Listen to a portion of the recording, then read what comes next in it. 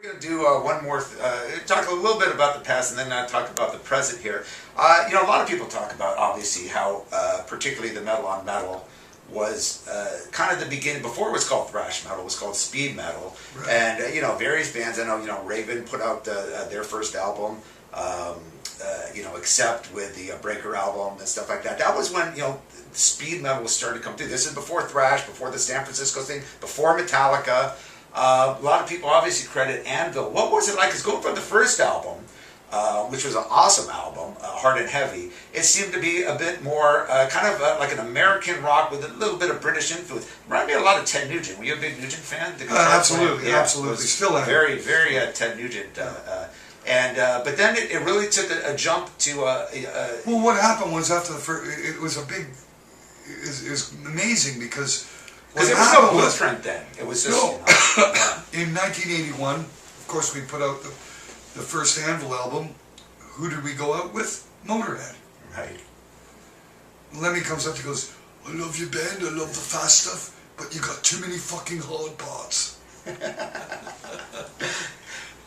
Well, you know, you said a great quote, and I think this was in Kerrang! Magazine. I remember reading as a kid. Because when I was doing this fanzine, I did, you know, a lot of the, you know, Metallica, Megadeth, Slayer, when they first started. I seen a lot of these bands playing the clubs, doing cover songs and stuff. And once it became thrash metal, after, say, Kill 'Em All came out, like I said, that became the blueprint for the thrash metal. All the San Francisco bands, you know, and all these other bands, you know, they wanted to be like Metallica and did that. You know, what you did was prior to that. And I remember reading something, like I said, I think it was in Kerrang! Probably around that time where after Kill 'Em All came out and Slayer came out with their first album, Show No Mercy, it was all about being the fastest. Everyone was talking, oh, well, we're faster than this, we're faster than Slayer, we're, you know, we're possessed, we do this, or, you know, violence, or, you know, every destruction, we're the fast. It was all this big argument, and then you came out and said something.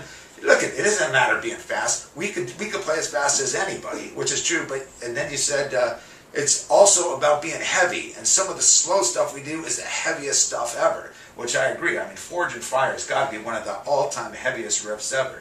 And I was saying, thank God somebody is saying that, because, you know, that's the stuff I was into. Slow, heavy, and then you can do some fast stuff. Get the diversity, you know. You need diversity. Yeah. I've never been much on being one, you know, one-dimensional. That's really, it's not who I am. It's not what I am, and it's not where I'm going to go.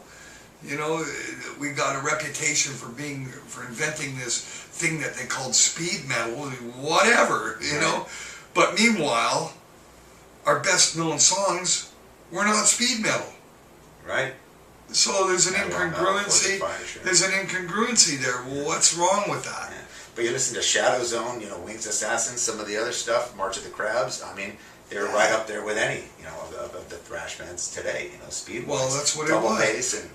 Yeah. Well, the thing is, we have a drummer that is unbelievable. Unbelievable. Yeah.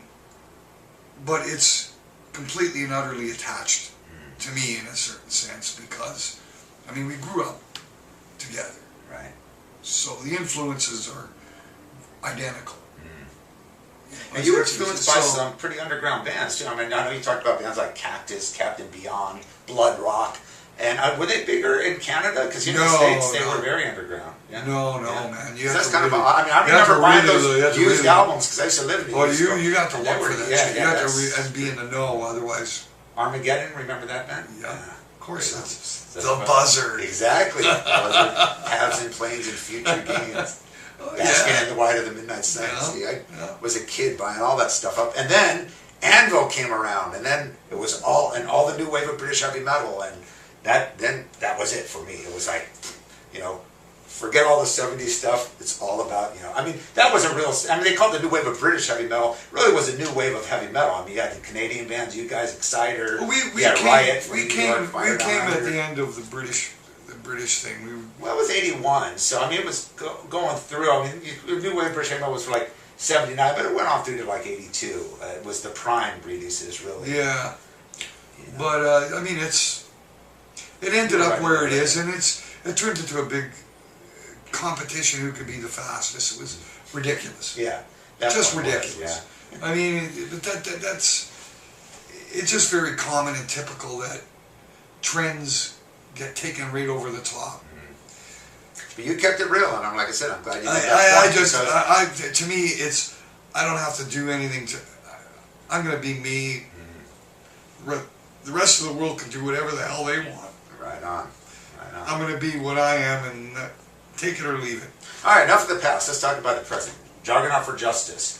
Real quick, that just came out in May. And you, again, you've been putting out, because the This Is 13 just came out a year ago. If that, right? And, well, yeah, I guess about a year ago when it first was released. So, putting out records still every year. Well, this was a little bit there. Bob Marlett produced it. Yeah, amazing. Alice Cooper did it. Yeah, he did an Alice Cooper record, right? Yeah, I did Alice Cooper record. He's worked on Rob Halford's solo album. Great production, man. I think he worked with Tool. Oh, really? You know what? It's whatever. You know what I'm saying? That's he can. If you want to do an article on Bob Marlett, Wikipedia, and you'll find out. There's a big list of stuff that he's done. His name is on 55 million records that have been sold. Wow. How did you hook up with him? He's happening. Yeah. You know.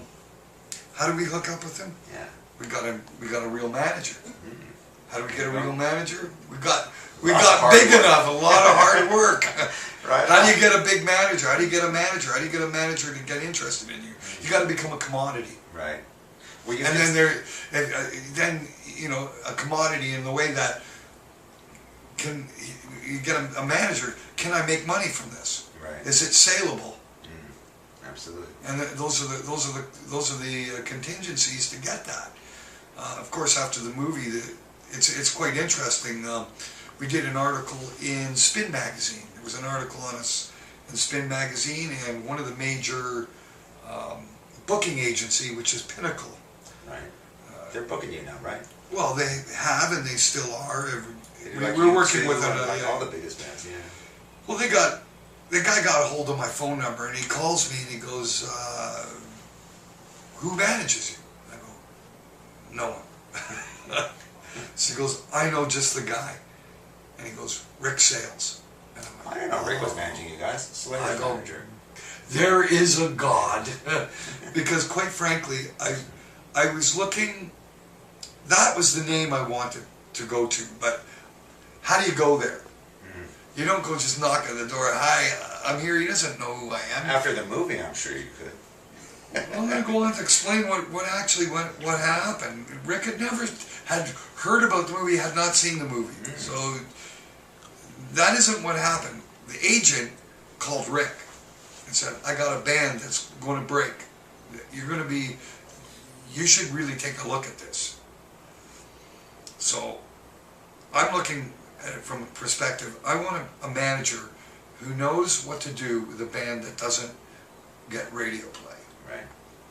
That's where you want to be. Of course. You want to be with a band, with a manager that knows how to break a metal band. Right. You know, the options were, of course, you know, Ross Halfin, who was photographer, the guy who took the picture for the cover of the for the cover of the DVD. Right. He was going, "Well, I know Cliff Bernstein personally, all this stuff," and I'm thinking, that's not the right. You know, he manages Shania Twain and Metallica. That's radio stuff. That's not going to do me any good. Right. It's not likely that he's going to be very interested in it. Quite frankly, he's going to have his plate full. Sure. I really my focus. I really like to talk to Rick Sales. That's who I'd really like to talk to, because I really love Slayer, and Slayer has never been a commercial commodity, but yet is huge. That attracts me. That's a band that does it for the right reasons. Is and you guys were a big influence on them. Well, and it's brethren in a certain sense, you know. And I know Dave Lombardo was and of course Lars, you know, big fans of Rob Reiner's drumming. So yeah, so what happened was, you know, the agent calls Rick, and you know, I get on the phone to Rick, and he goes, what is this? So I tell him, this is what happened. They made this movie. You got to see the movie. Well, he watched the movie. He goes, this is incredible. This is incredible. Okay, I'm not sure what we can do or how we're going to do it, but let's start working. Let's see what we can do. And that's 3.5 years ago. Wow. And here we are. Things are going very, very well. I think that this is the right management, because everything that he's been doing for us is all correct. Right on. Well, he's a wonder for Slayer. Yeah. And it's not about, it's not about, let's put Anvil out with Slayer. He's trying to build the brand name. Now, that's not easy to do. America's a big, big, big place. Very, very diverse. So, you got to do it carefully and calculated. And that's what we've been doing, you know, keeping us busy, keep working, you know, we wanted to go in and record the new album, and I don't want you going in with the same producer. Right. I go, why? I was going to ask you about Mike Chris next reading. Why? I go, why? He goes, not going to do you any good. Yeah. And I go, can you elaborate? He was going, well, all the best you could hope for is more of the same. Yeah. That's not good enough. Right. He's had 3 chances, this guy. Right. He's done 3 of your albums.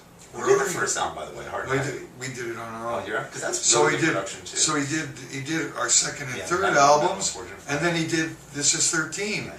And all that it did by doing This Is 13 was brought us into sort of the house again. Right, right. Of Forge and Fire and Metal on Metal. It brought us back to sort of that level of sound. And Rick goes, that's fine, but we need to go further. Yeah. It's got to go further. And you go there again, it's not going to go further, it's just going to be the same. Right. He says, I got a guy that, he says, what we want is we want Anvil at its truest form, back to form, but we need a kick-ass sound. Right. He brought in Bob Marlette. Right on, man. Well, it sounds great. And that's right on. what happened. And a little different musically, too. You had a lot of, as you say, kind of your jazz fusion influence. Well, Rob and I, we come from that. That's where speed metal comes from to begin with. At least to Rob and I. Maybe to the rest of the world, they don't know what where we got some of these ideas from, but that's where it really came from. So what I did is, I thought, I came in with this chord progression that I could hear in my head, but being done with horns. Right. So I went into the rehearsal room, figured it out what it would be on guitar, and I said, okay, Rob, what we're going to do, man, is let's create a bed track that could accommodate horns. Instead of camouflaging our swing, like songs like Game Over on This Is 13, right, is a swing jazz song. Yeah, yeah. It's just people don't hear it that way because there's no horns in it. Right. I said, okay, so instead of just doing like more of our influence from swing, let's go completely transparent. Let's make it really obvious. Let's bring in horns. And of course, Rob's going, oh, finally, you know what I mean? And I just thought, I think it's time. I think we can get away with it. I'm certain we can get away with it. And with a lot of intuition, I created a bed track. So we finished up all the bed tracks, and all the singing and everything. And I went home. I'm finished all my recording. There's no horns on the song. Right. So I get home. Bob calls me. Goes, where do you want them horns, Lips? So I explained everything to him on the phone. I said, but we need a solo section for the horns. And I'm not sure how or where it fits, but it's got to be there, right? Right. So 3 days later, he sends me the recording, and I literally, I couldn't breathe. Wow. I was so blown away. You have to understand, for a musician, creating something that no one has ever heard before is what you're really trying to do. Yeah. I mean, that's progressive. That is hitting the center of the bullseye. Absolutely. That's what that is. Yeah. I mean, you can keep aiming, you can keep shooting, and you can keep trying to do it, but you're never going to, very, very, very, very seldom in your career are you going to, I hit it, I got dead center, I did it, that this was one of those moments. Definitely. Well, it definitely shows on this album. So, Definitely. you know, it is unbelievable. Never heard anything like that before. Speed metal done with horns. Never heard it before. Absolutely. And it works. Absolutely. Because, of course, it's part of our melting pot. It's our little world. Who could do that? You need Rob Reiner. Yeah. You need that drummer. Yeah. And you need a guitar player who understands what that is. Most guys in metal bands don't listen to that shit. Well, again, you've been together since you were kids. Yeah, so you know, if anybody was going to do it, it was going to be us. Right. But until we did, that's the thing. But you made it work, which is But I true. made A lot it of work. bands could say, "Oh, we're going to add this. We're going to do You can't. and this and all and You this can't and fusion," just. but it doesn't work. You guys. No, made I come heard together it. You see, and the made it thing work. is that you have to understand. I heard it before it was there, Right. so I knew it would work. Yeah. I could hear it in my mind's ears. You know what I mean? I could hear it done. Right. But when I finally did hear it done, that's why I couldn't breathe. It was so surreal because it's like, that sounds exactly what I expected it, but even better. Because it's real. Right. You know what I'm saying? It's one thing to imagine it, and then it's another thing, it's coming out of the speakers, and it's like, wow. Right on. It worked just the way I expected it. Wow. So I mean, these are extraordinary things for me.